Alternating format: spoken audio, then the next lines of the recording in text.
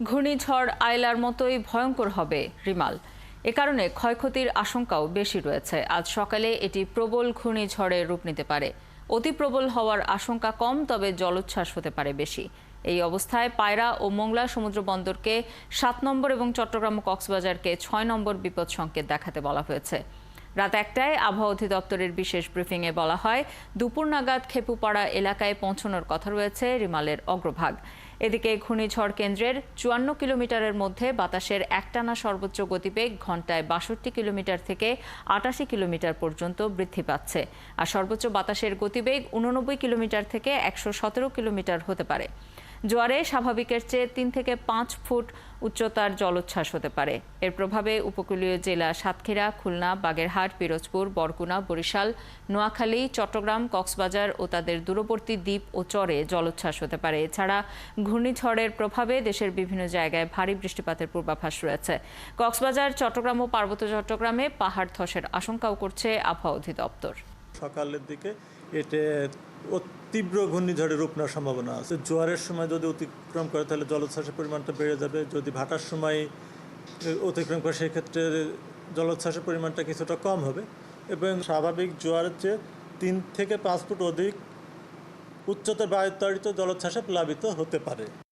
ঘূর্ণিঝড়ের প্রভাবে উপকূলীয় এলাকার খবর জানাতে আমাদের সাথে যোগ দিচ্ছেন পটুয়াখালীর কলাপাড়া থেকে মিলন কর্মকার রাজু এবং বাগেরহাটের মোংলা থেকে এনামুল হক। প্রথমেই যাচ্ছে কলাপাড়ায়। রাজু, এই মুহূর্তে কলাপাড়ার আবহাওয়া পরিস্থিতি কেমন সেটি জানাবেন। ঘূর্ণিঝড় মোকাবেলায় প্রস্তুতি কেমন নেওয়া হয়েছে এবং উপকূলীয় এলাকার মানুষ আশ্রয় কেন্দ্রে এখনো কি সরে গেছেন কিনা, আর পাশাপাশি পায়রা সমুদ্র বন্দরের প্রস্তুতি কেমন? ধন্যবাদ শ্রাবণ, শুভ সকাল। গতকাল রাত শেষ রাত থেকে কিন্তু কলাপাড়ায় বৃষ্টি শুরু হয়েছে এবং এই বৃষ্টিটা কিন্তু অব্যাহত রয়েছে। কখনো ভারী, কখনো হালকা বৃষ্টি, সেই সাথে কিন্তু দমকা বাতাসের সাথে মৃদু বাতাসও বইছে। যে একটা ঘূর্ণিঝড় আসার যে প্রাক লক্ষণ, সেটি কিন্তু আসলে উপকূলীয় এলাকায় পরিলক্ষিত হচ্ছে এই মুহূর্তে।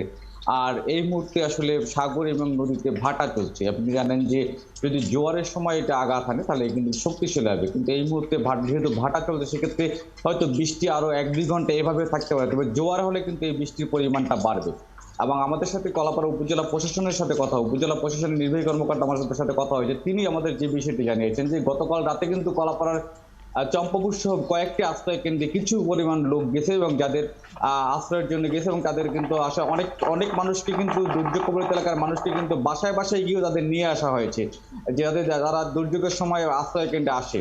এবং আজকে সকালের পরিস্থিতি বলতে আমরা কলাপাড়ার বিভিন্ন আশ্রয় কেন্দ্রে খবর নিয়েছি যে আসলে জানেন যে সকাল দিনের আলোতে আসলে আশ্রয় কেন্দ্রে মানুষের যাওয়ার প্রবণতা খুবই কম উপকূলীয় এলাকার মানুষ, এবং সেটা কিন্তু 2007 সাল থেকে একই অবস্থা।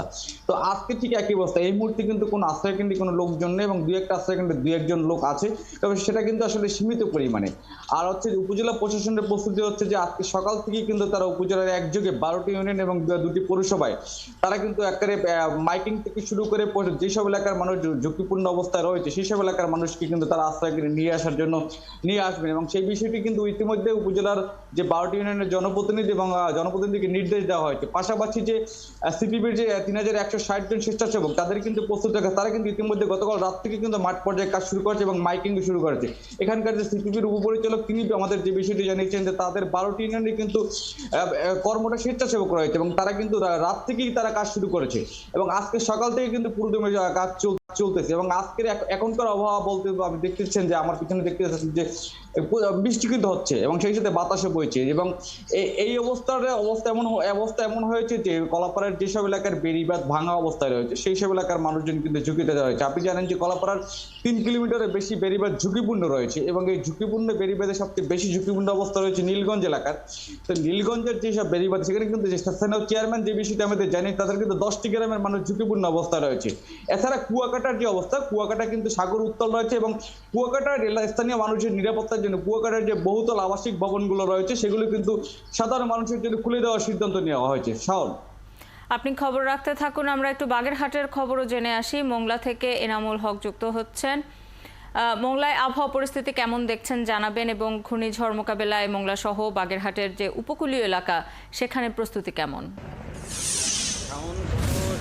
গতকাল সন্ধ্যায় কিন্তু মোংলা বন্দরকে 7 নম্বর বিপদ সংকেত জারি করা হয়েছে। এরপর থেকে কিন্তু বন্দরের যে সকল কার্যক্রম সেটি কিন্তু বন্ধ রাখা হয়েছে এবং এখানে যে দেশি বিদেশি পণ্যবাহী যে জাহাজ রয়েছে সেগুলো কিন্তু সব পণ্য খালাস ওঠানামা কিন্তু এবং পণ্য পরিবহন কিন্তু সম্পূর্ণ বন্দরে রয়েছে। এছাড়া বন্দরের যে নিজস্ব অ্যালার্ট সেটিও কিন্তু ইতিমধ্যে জারি করা হয়েছে।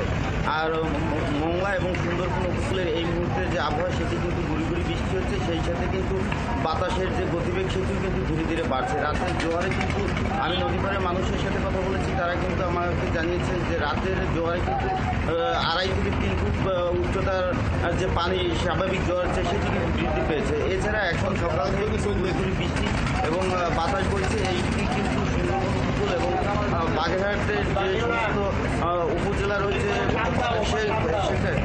সেখানে রয়েছে। এছাড়া আমি যদি আপনাকে আরেকটু বলি যে উপজেলা প্রশাসন এবং পৌর প্রশাসনের পক্ষ থেকে কিন্তু মাইকিং করা হয়েছে এবং এখানে কিন্তু আপনার 103টি যে আশ্রয় কেন্দ্র, সেই 103টি আশ্রয় কেন্দ্র কিন্তু ইতিমধ্যে প্রস্তুত করা হয়েছে এবং এই 103টি আশ্রয় কেন্দ্র প্রস্তুতের পাশাপাশি কিন্তু এখানে 1320 জন স্বেচ্ছাসেবক রয়েছে, যারা এই আশ্রয় কেন্দ্রে দুস্থ এবং যে বৃদ্ধ নারী পুরুষ রয়েছে তাদেরকে নেবেন এবং গবাদি পশু যদি থাকে আশ্রয় কেন্দ্রে নেওয়ার মতো সেগুলোও কিন্তু নেবেন।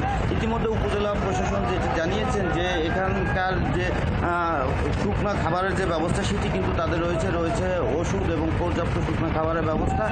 তারা কিন্তু যে কোনো ধরনের পরিস্থিতি মোকাবেলার জন্য ইতিমধ্যে প্রস্তুতি নিয়েছে এবং মোংলা বন্দর এবং সুন্দরবন উপকূলে কিন্তু আপনার কোস্টগার্ড, নৌবাহিনী সহ বিভিন্ন সংস্থায় কিন্তু মাইকিং করছে ইতিমধ্যে।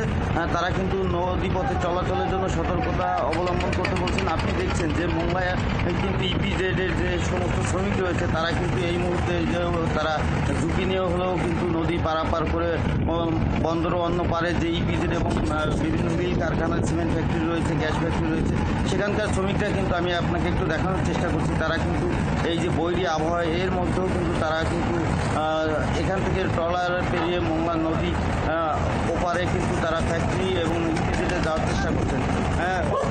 শাওন, এই মুহূর্তে যে পরিস্থিতি রয়েছে সেটি বলা যাচ্ছে যে পাঁচঘরের যে পুরো মুহূর্ত কিন্তু এখন মোংলা বন্দরে দেখা যাচ্ছে। রাত এনামুল, আপনি খবর রাখতে থাকুন, পরবর্তীতে প্রয়োজনে ফিরবো আপনার কাছে আবারও। আমাদের সাথে যুক্ত হয়েছিলেন কলাপাড়া থেকে মিলন কর্মকার রাজু এবং বাগেরহাটের মোংলা থেকে এনামুল হক।